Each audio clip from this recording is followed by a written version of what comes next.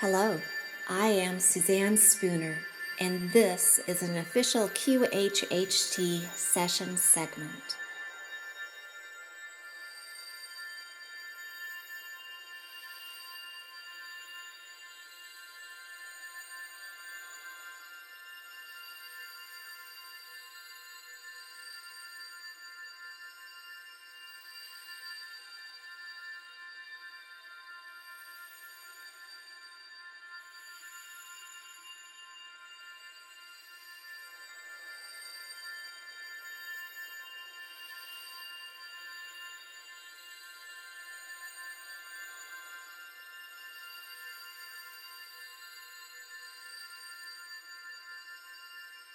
Now that you're back on the spirit side, take a look around and describe what you notice about that.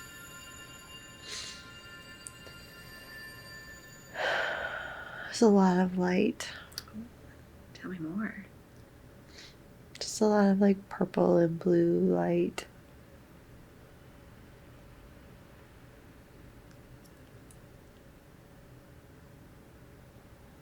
And how do you perceive yourself? Do you have form?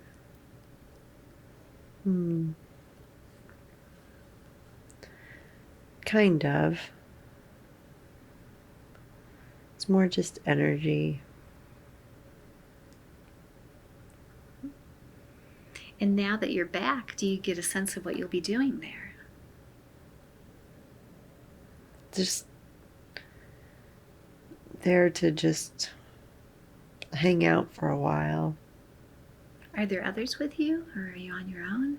Yeah, there are other people there, just other like energies. But I don't know any of them. Do you connect or communicate with any of them? No. And you're just hanging out there for a while?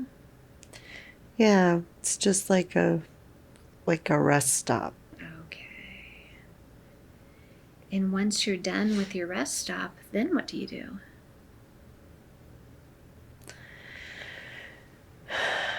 You go to this room and they have like there's other like energy people there, and you have to talk with them about what happened. Like you have to do this review. I don't know why, but I really don't want to do it. But like you have to do it as part of, like, this place right now is just like the first place that you go, and then you have to do this review. And then after you do the review, then they assign you to a different place, like a different level based upon like what you have to do and what you learned and then what you agree to do another time. So there's like all these different levels. Mm-hmm. And you don't get to pick, like they tell you where you go, but you have to do this review thing first.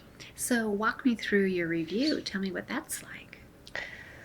So the review it's kind of weird because like they already know what they're going to do, which is why I don't like it, because it seems silly to me. Like I have to do this, just tell me where to go. So it feels like like I have to go and do this. But I get like why you have to do it. I just don't want to do it. So you have to go and they review all of these things, like lessons that you said that you wanted to have in that life. And you have to review whether or not you actually had them, because we have free will. So just because we said we wanted to do them doesn't mean that we actually did them in that life. So you have to go and review all of that to see if you did everything that you said that you wanted to do before you went into that life. Mm-hmm. And then if you did, then you have to talk to them about what you want to do in the next. It's like these levels. It's like a hierarchy thing, kind of like, so you graduate, is like what they're saying. So do you get a sense how you did with learning the lessons that you Yeah, I had? think that's why I want to go, because I don't think I did very good this time. So I'm kind of like, fine, just put me back where I know I'm like, I'm not sure I got to move a level. So I think I'm annoyed with that because, yeah. Do you get a sense of what some of the lessons were that you were wanting to learn in that lifetime? Yeah, I think I was supposed to learn about asking for help in that lifetime, and I didn't really do it. Like, I got help, but I didn't get it in the ways that I was supposed to. It was kind of like forced upon me instead of me asking really for it. So I think that that's part of why I'm not going to graduate, because I didn't take initiative. Oh, so what do you think about all that? Well, I'm not super, like, I understand what they're saying, but my argument back to them is that I was in a place where being in the female form, it was hard to do that because there weren't very many options. And so I felt like I couldn't necessarily ask because of the time and place that I chose for that life made it really, really difficult. And so what did they share with you after you explained that? They yeah, they don't buy that. They're saying like, well, you always have options. And I'm like, yes, that's true, but I didn't do it. And they're saying like that was part of the whole like independence and taking more risks. Okay. Which part of that they said I did do, because I did take some risks. Like I went to Waldorf and I didn't go to that other place, which that was risky. So they're saying that was a good thing that I did that. But then like at the end, I messed it up at the end about the help thing. Like I didn't ask for help or something. Like marrying him was like the cop out option. So they're saying I took the cop out option. Oh.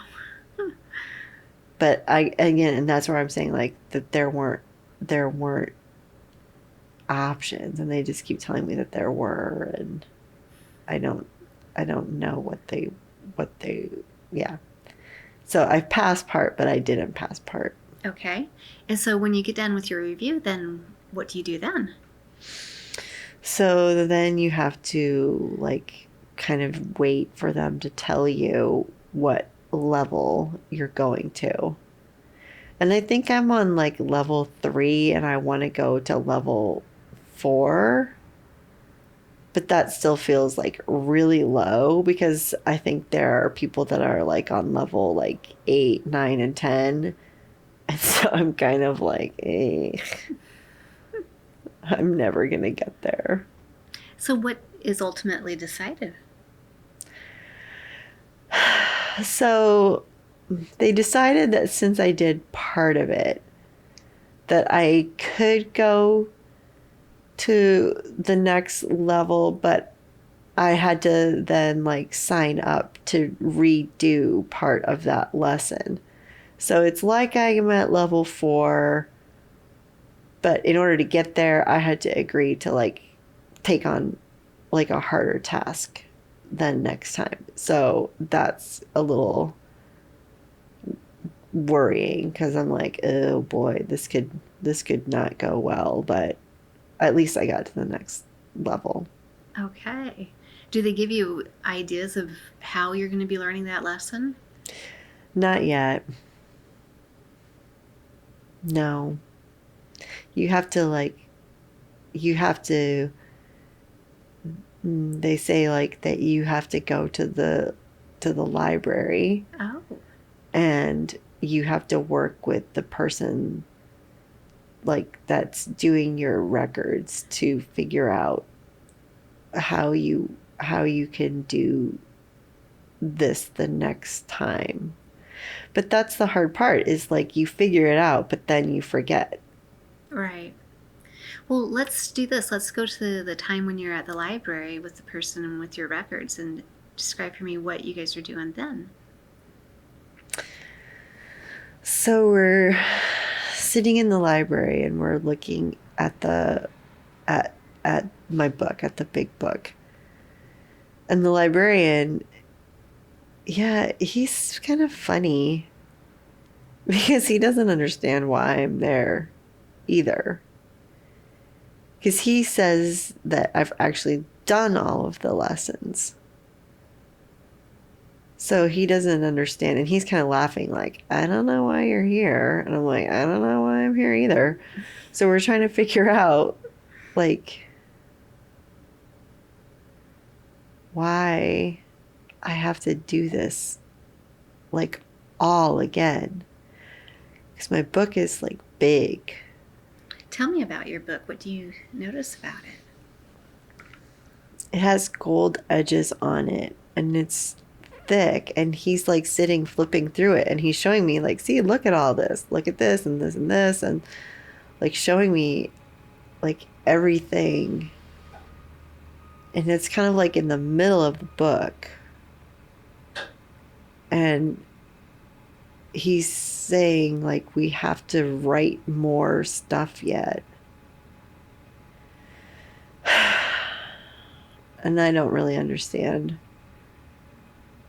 why, because it feels like, and he says too, like, you've already done all of it. So it's like there's some special reason I have to do all of this again. Are either you or he able to ask why that is?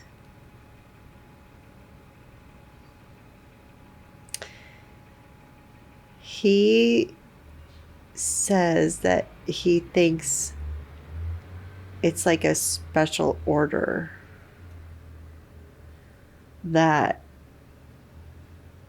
there were people who have done all of this, and that for some reason, like, they have to come back and do it again because that's just what has to happen right now. And he said too, like, he doesn't know, but this is what he's heard, is what he's saying. He doesn't know this, but he's heard this, that these people didn't want to do this, but that they kind of had to. So to get them to do it, they had to make them all forget. But then he's telling me, he's like, you've done it all, and it's in your book. But if you're doing it all again, then you are maybe one of those people that they asked to do it all over again. But he doesn't know why. What is he like? How would you describe him? He's this tiny little thing. Like, he's not really a human. He's just some other kind of energy, like, thing. I don't, yeah, he's not like a person though. Mm-hmm. But yeah, like he's saying too, like he's heard things, is what he's saying. Like, I've heard that they're doing this. Interesting. And so, can you ask him a question for me? Mm-hmm. Can you ask him what his thoughts are on why people are being asked to redo the lessons that they've already learned?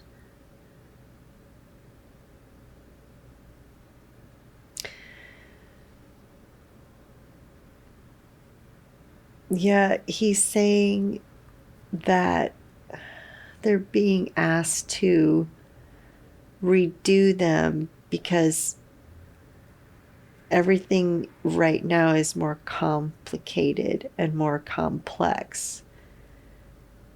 And they want to see how that's changing things. Doesn't really make sense. So this is happening to other people, not just her? Mm-hmm. Not a lot, though. He said there's not a lot. There's just like a few. I don't know how many is a few. And so when people like her go ahead and complete the tasks again and learn the lessons again, then what? They just, yeah, they have to just keep going through this whole thing. It's like an experiment, he says. Oh, I think like an experiment to see if they learn them faster the second time. Like, even if they take away the memories that they did it, is there still like some programming that they carry that they learn them faster the second time than they did the first time? Like, does it take fewer? Yeah. So you're saying, like, does it take fewer incarnations to get through all of the levels if you've done it once, even though you don't remember doing it? oh, interesting. Okay. Like maybe those experiences are stored somewhere that they can draw on even if they're not aware of it? Right. That not necessarily stored, well, somewhat stored, but he's calling it programming. Okay. Okay. Do you carry still like programming? And it's like he's talking about it, and it has something to do even like with DNA, which is very human, he says, but it's something about not just genetic programming, but yeah, like life programming. Like, you carry can you carry that on? Like, can that be used to embed programming? That's what he's saying. Oh, nice. Okay. Would you mind if I speak to him directly? Mm-hmm. Okay, so we'll just let you kind of slide back there a little bit, and I have permission to speak to the man with the book. Mm-hmm. Okay, so what can you share with us about these people that are doing their experiences over again to see about the effects of the reprogramming? So there's this big project that I've heard is going on, that they're trying to figure out how to reprogram people and just make this whole process faster for everyone, because it's taking so long for people to get through all of the levels. So we're trying to figure out if there's a way to make it faster with people that have already gone through the levels, if we can put like some of their programming, if we can just like encode that into them and still have them go through all of the levels, but just do it faster so that the ascension doesn't take as many incarnations as what it's taken, because things have been so slow and they want to see if they can make it faster. And so, how does that involve the work that you do? Yeah, it's interesting for me because I'm the keeper of all of the records for everyone. So even though they wiped out the memory, the book is still always there, because they cannot wipe out the book. The book will always be there. So that's why it's been so strange, because these people come in saying they need to learn these lessons, but yet in their books, the lessons are already all there. So for me, yeah, I just wish they would tell me, like, what's going on? Is this exactly what they're doing? I'm pretty sure it's what they're doing. But I don't, yeah, it makes it hard because people are coming to learn lessons that in their book they've already done. And so, are you noticing that those then that have that reprogramming, are they getting through those lessons faster? Mm-hmm. They get through them much faster. Yes. It's like they breeze, they blow through them. They'll accomplish multiple lessons in one lifetime. Like maybe they'll accomplish, let's say, 5, 6, or 7 lessons in one lifetime, where in the past it was kind of like one lesson per lifetime. So you can see how like it would make things go much faster, which is good, but at the same time, it can cause some problems for people to go through that many things, because it creates a very stressful, they're saying, experience. Okay. Just lots going on throughout that whole life to get everything in? Mm-hmm. Okay. Even though they do well, it's just a lot. is what they say. So is she's a part of that group then? It would appear that she is a part of that group because there's no reason why she would have to be doing some of these lessons again when in her book they're clearly already there. And her book now has blank pages for the same lessons that she already did.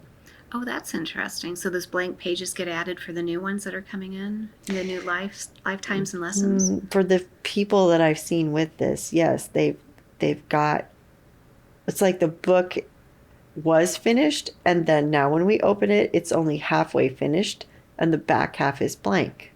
Huh. So what do you think her book will look like when it's completely finished again? It's going to be big, like real big. And it's kind of funny because the people that I've seen that this is happening to are already ones that had very, very completed and very complex books to begin with. It's like they only picked the ones that had very complex lessons.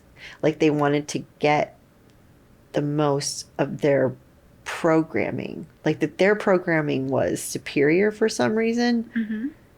And so that's the ones that they picked because that's then if they're going to have them accomplish multiple lessons again, they only wanted to work with the ones that had that complexity and that superior programming to start with, if that makes sense. Yes. And so when you talk about they, the ones that are conducting this experiment, tell me more about them. They, yes, that's a difficult word to translate. They, I use to refer to the power of the universe. Okay. And tell us more about you and your role, your job, what you do. My job is just to keep track of everything. I don't keep track of the entire library. I just keep track of certain parts of the library. It's a setup where they know everything that's in the library, but then we, meaning many of us, work in the library and we're assigned to certain groups to work with. Okay, and the group that you're assigned to work with, tell me about that group. The group that I work with, they're usually a group that, like her, they've had many complex things happen. They're kind of a special set of situations. It's hard to explain how they're different because they don't appear to be different, but they are unique. And so you work with that whole group, all of the souls that are in that group? Yes. It's not a large group though. Some groups are very, very large. Some groups have, millions and millions of groups in them. They're very large. And other groups are much smaller. So this particular group is what you would consider to be quite small, meaning that there are probably only a few thousand. Okay. And is she aware, does she have anybody in her life that's also in this group that you help? Yes. And at her deep level, she knows that person is, because they've shared a very unique connection and bond throughout her lifetime. They're very different paths, but they share a bond, and she does know that. Okay, very good. And what else would be beneficial to share with her about her book? The beneficial part to share is that she's already done it all already, so she can't do it wrong. She fears that a lot, that she's going to do it wrong. And that's the hard part when they've taken away all of these memories, because they know that they've done it. So there is then, it's like a leftover effect. There's a leftover effect of like they did it, so then there's this like fear of not doing it or of doing it wrong. It's just a leftover. That's the best way to explain it. Versus if they had never done it, there's nothing there. It's like, how can I explain it? It's like if you cook something on, let's say you cook something on one of those surfaces that you have that can absorb things. If you cook fish on like a ceramic plate, and then you go to eat something else off of it, it absorbs the taste of the fish. Does that make sense? Sure. Yeah, absolutely. Okay. So that's what this is, the leftover effect. It's not there. You can't see it, but you know that it was there. So even though the lesson is removed from their mind, there's still a knowing that's left over behind that is kind of haunting some of them at times because, as I said, they know at some level that they did it right once, and there's just this leftover of, what if I do it wrong this time? Like a fear that they have. So that's the one thing of the experiment that has not gone the way they anticipated it to go, I think. Oh, really? So are there adjustments that are made throughout the experiment? No, because they have to do the experiment the whole way through before they can make changes to it, unfortunately. Okay. And do you get to know how the experiment is going with the whole group? I just see them as they come one by one. So I don't know, like they are not telling us how it is going overall. I can only see it on individuals and make assumptions. What would be your assumption at this point?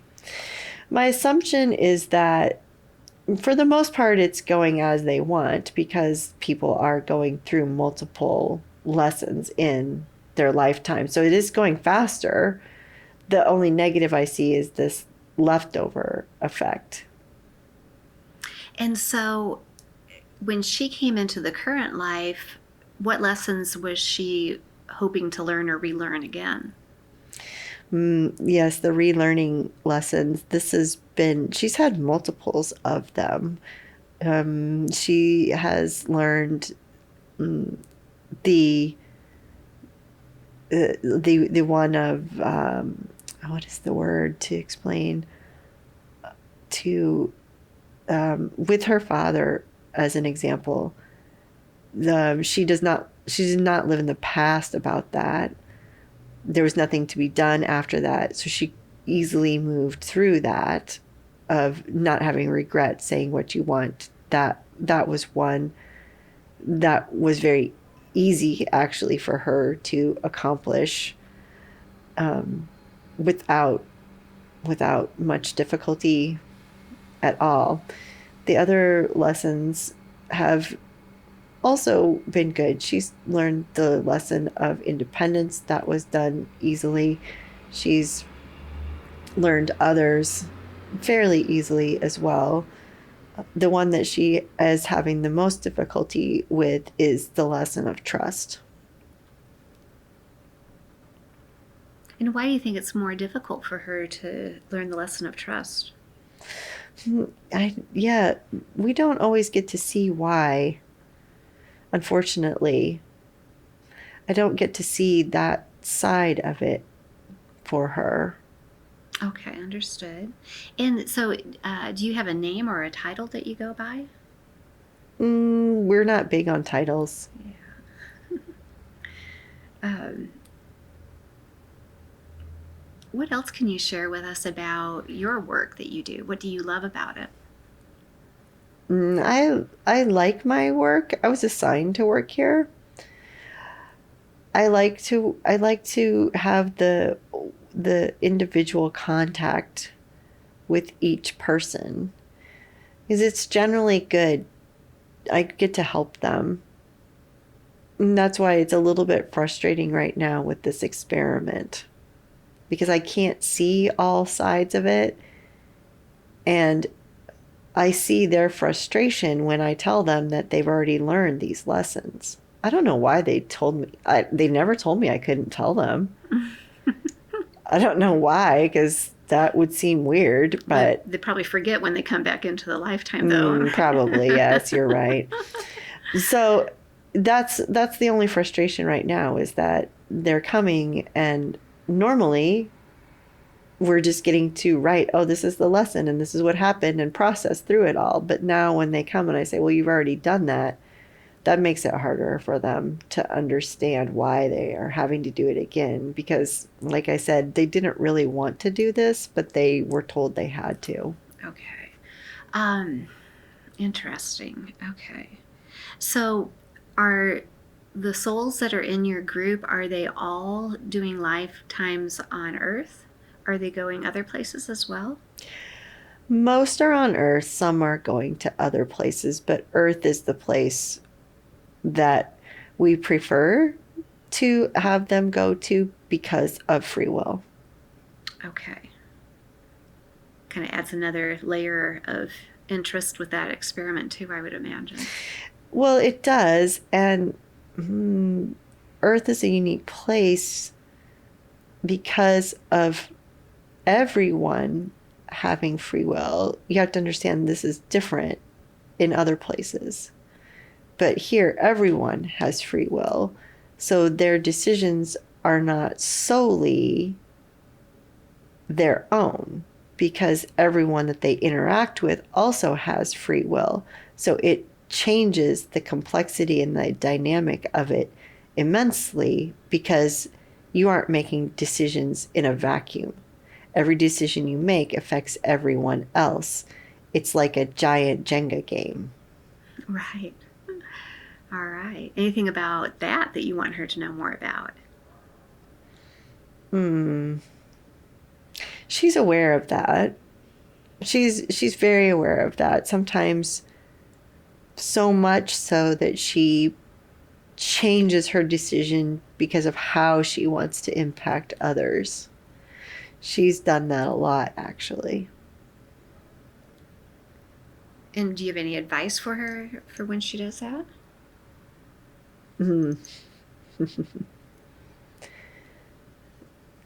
No, I'm really not supposed to give advice because of it's their choice. Gotcha. Okay, understood. Well, this has been fascinating. Thank you for coming through and giving such detailed information about this process and the experiment. Is there anything else that you wish to share? No, thank you for letting me talk about it, because we're confused at times by it as well. Well, I think you're doing an excellent job. We try. All right. Thank you, thank you, thank you.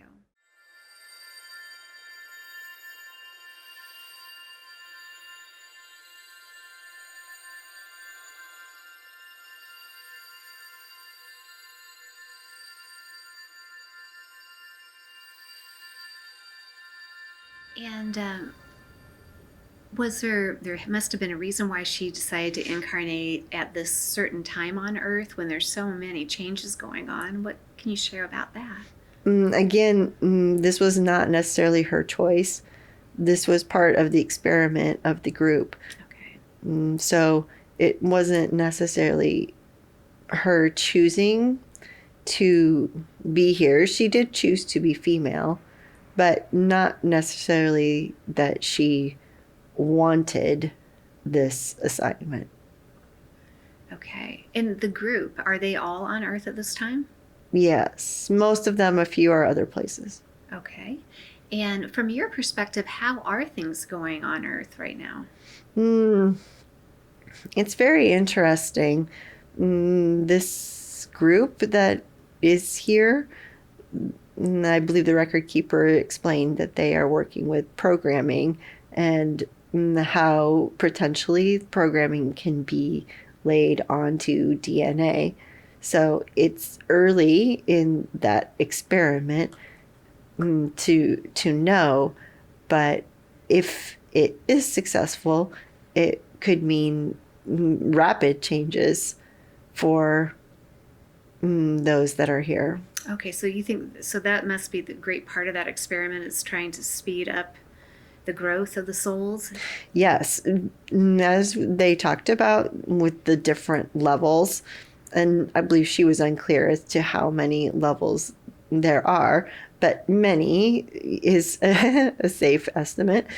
And if they can help them process through that more quickly, it just means that enlightenment for everyone can happen at a faster rate. And it is beginning to happen because you have the group here that is going through them much more rapidly. And they, in turn, are helping to speed the collective because as they progress through things, they pull others along with them. Are you aware of how that happens? Explain from your perspective, please. So as I think it was explained that normally you may only process through 1 or 2 lessons in a lifetime, and now this particular group is being experimented to see if we can process through 5 or 6 or 7. And as everyone is tied together, as one group speeds, all groups speed.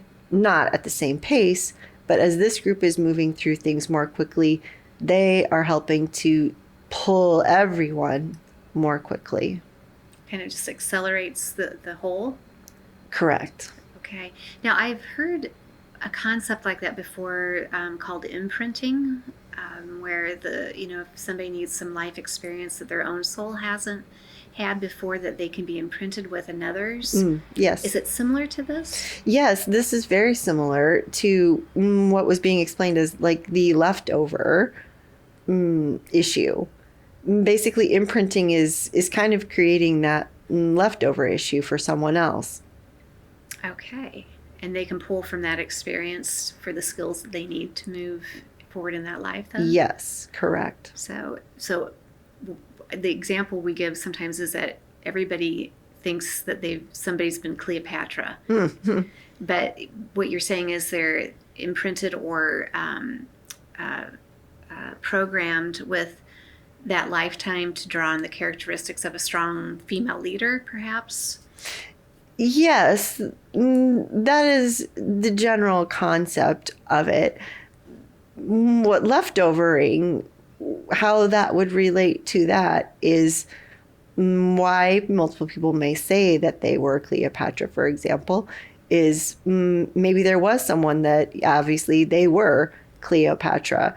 And with the leftovering, when you erase those memories, if you could combine that with imprinting, you actually could be imprinting a leftover program of Cleopatra onto many, many, many people.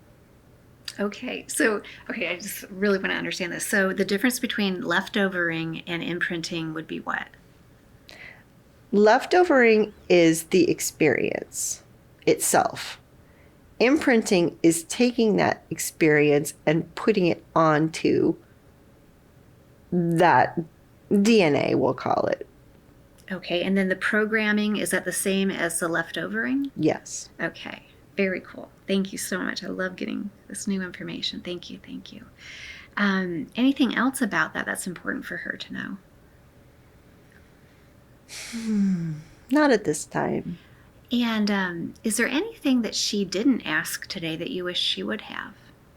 No, we planted what we wanted. Okay.